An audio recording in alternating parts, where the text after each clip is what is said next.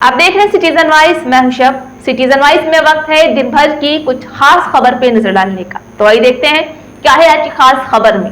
BJP नेता सुधांशु त्रिवेदी ने हिंदू धर्म के नाश वाले बयान को अभियान बता डाला है। उनका कहना है कि कर्नाटक में मंदिरों पर टैक्स, उससे पहले भी इस प्रकार की कई बातें आई हैं जो कर्नाटक और बंगाल में हो रहे हैं। इसे एक लाइन में समझे तो सनातन धर्म का उन्मूलन एक बयान नहीं है, ये एक अभियान है जिसकी झलक तमिलनाडु, कर्नाटक से लेकर बंगाल तक समय समय पर दिखाई देती है। कर्नाटक के कांग्रेस के पूर्व कार्यकारी अध्यक्ष रहे और वर्तमान के पीडब्ल्यूडी मिनिस्टर सतीश जारकीहोली हिंदू शब्द को गंदा कह चुके हैं।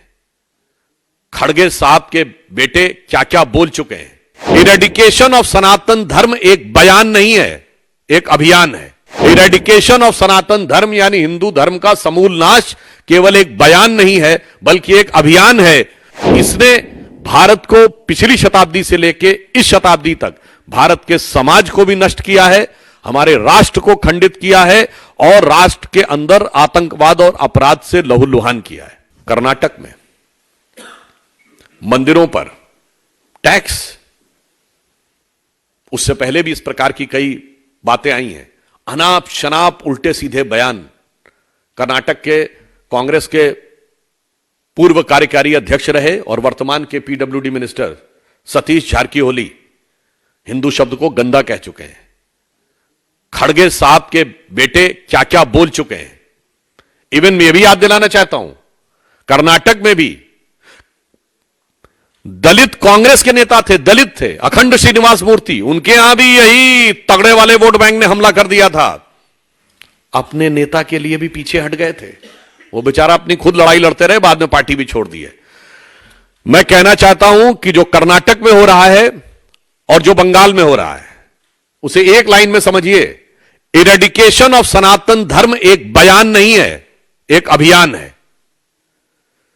इरेडिकेशन ऑफ सनातन धर्म यानी हिंदू धर्म का समूल नाश केवल एक बयान नहीं है बल्कि एक अभियान है जिसकी झलक आपको तमिलनाडु से लेके, कर्नाटक से लेके बंगाल तक समय समय पर दिखाई पड़ती रहती है।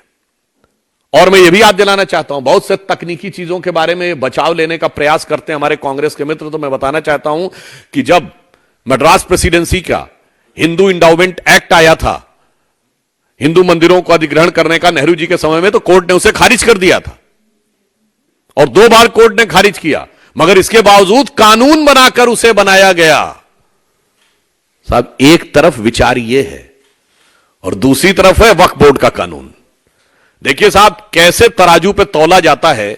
आप यह समझिए, मैं सिर्फ एक बात कहना चाहता हूं कि कर्नाटक की सरकार या कांग्रेस और इंडी गठबंधन की सरकार मंदिरों पे टैक्स और दूसरों के लिए हज सब्सिडी, पुनः मैं कह रहा हूं, वो अब समाप्त हो गई, वो एक अलग विषय है। इन्होंने अपने दौर में कोर्ट से अगर क्वैश कर दिया जाए तो कानून बनाकर मंदिरों पर टैक्स लगाया, मंदिरों की संपत्ति का अधिग्रहण किया और उधर हज सब्सिडी दी। मुझे लगता है कि इस ढंग का जो दोहरा रवैया है, पुनः मैं कहना चाहता हूं, यह दर्शाता है कि इरेडिकेशन ऑफ सनातन धर्म एक बयान नहीं बल्कि एक अभियान है।